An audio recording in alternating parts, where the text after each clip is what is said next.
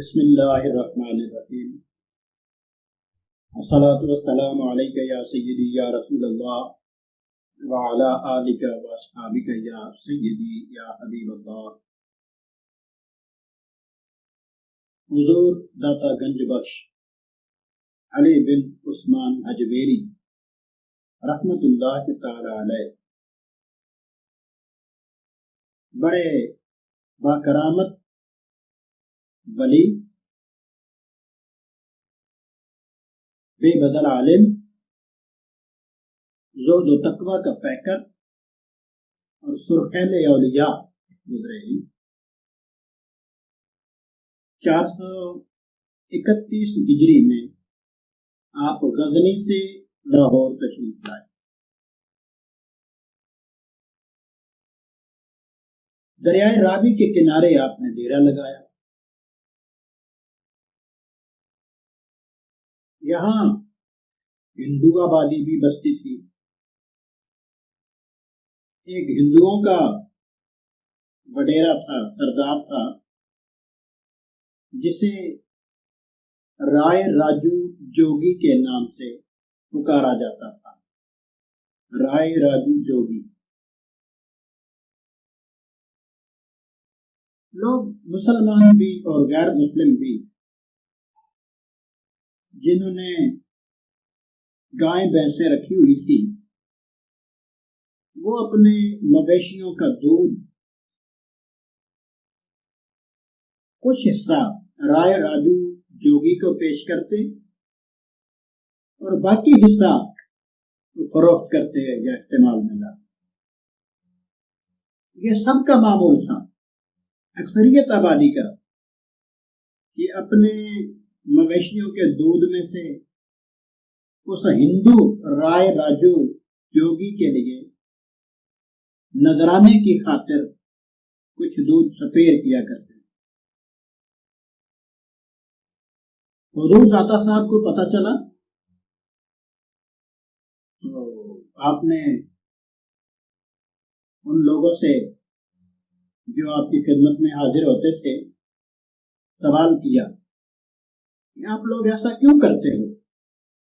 اس غیر مسلم کو ہدیہ کیوں دیتے ہو دودھ کا؟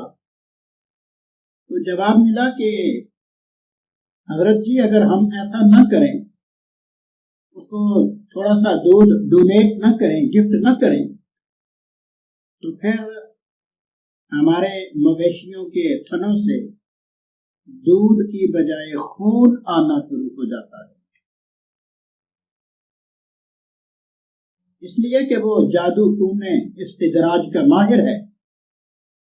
وہ اپنے ٹونا ٹوٹکوں کے ذریعے، اپنے استدراج اور سفلی عملیات کے ذریعے وہ لوگوں کی گاؤں بھینسوں کو بیمار کر دیتا ہے۔ تو رہا سہا دودھ بھی ہمیں نہیں مل پاتا، الٹا خون وصول ہوتا ہے۔ آپ نے فرمایا کہ تم اسے دودھ دینا بند کر دو، دودھ تم میری بارگاہ میں پیش کیا کرو، دیکھنا تمہاری بھینسیں پہلے سے زیادہ دودھ دیا کریں گی۔ داتا صاحب کی بارگاہ میں دودھ پیش کرو، علی بن عثمان حجویری رحمت اللہ تعالی علیہ کی بارگاہ میں پیش کرو، تو نتیجہ یہ نکلے گا کہ مویشیوں کا دودھ بڑھ جائے گا۔ انہوں نے اس کا دودھ بند کر دیا، ہندو کا، اور وہی آبادی جو دودھ اسے ڈونیٹ کیا کرتی تھی، وہ داتا حضور کے قدموں میں دودھ پیش کرنے لگی۔ آپ کا یہ معمول مبارک تھا کہ جب کبھی دودھ کا نذرانہ آتا، تھوڑا سا دودھ آپ نوش فرماتے، بقایا دودھ دریائے راوی میں انڈیل دیا کرتے۔ تھوڑا سا نوش کیا، جو بچتا دودھ ہے اسے دریائے راوی میں بہا دیا۔ بس آپ کا ایک طریقہ تھا، ایک انداز تھا۔ وہ لوگ دیکھ رہے تھے کہ اب خون نہیں آتا مویشیوں کے تھنوں سے، بلکہ ان کا دودھ بڑھ گیا ہے، اس کی کوانٹٹی اور اس کی کوالٹی دونوں انکریز ہو چکی ہے، دونوں میں خاصا فرق پڑ چکا ہے۔ دودھ میں یاری بھی ہوتا ہے، گھنا ہوتا ہے، اور ساتھ ہی وافر بھی ہوتا ہے۔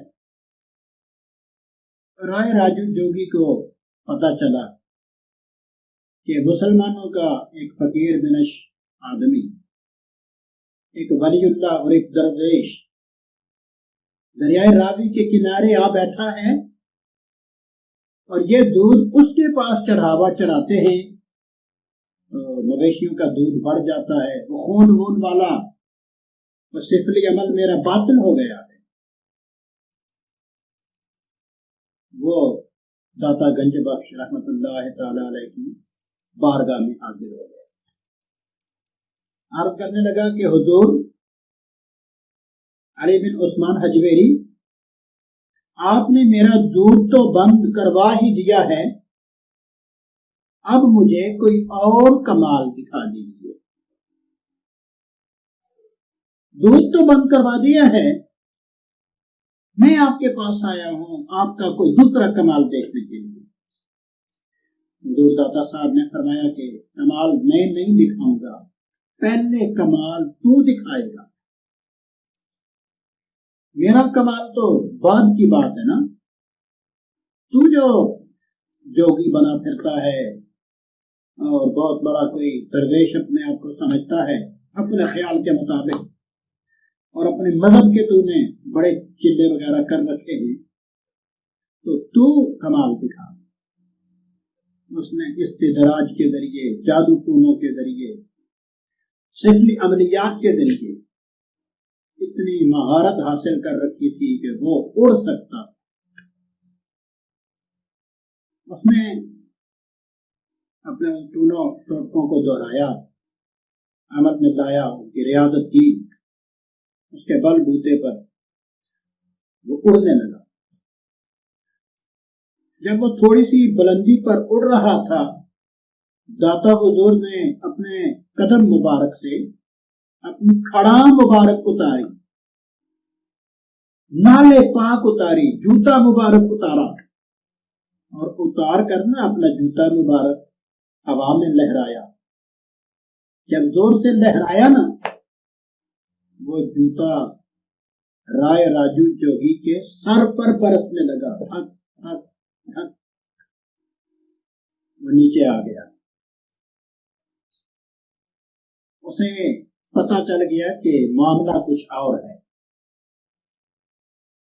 نیچے آ گیا اور کہنے لگا کہ اللہ کے ولی کی جوتیاں تو سر پر پڑ ہی گئی ہیں، اب اللہ کے ولی کے قدموں میں بھی گرنا چاہتا ہوں، میں مسلمان ہونا چاہتا ہوں، میں کلمہ طیبہ پڑھنا چاہتا ہوں، میں اپنے من کو پاک صاف ستھرا کرنا چاہتا ہوں، میں تزکیہ نفس چاہتا ہوں، توبہ کرتا ہوں جادو سے، توبہ کرتا ہوں ٹونے سے، توبہ کرتا ہوں سفلی عملیات سے، میں تائب ہوتا ہوں اور بیدار ہوتا ہوں بت پرستی سے، مجھے کلمہ طیبہ پڑھائیے اور اپنی غلامی میں قبول کر لیجیے۔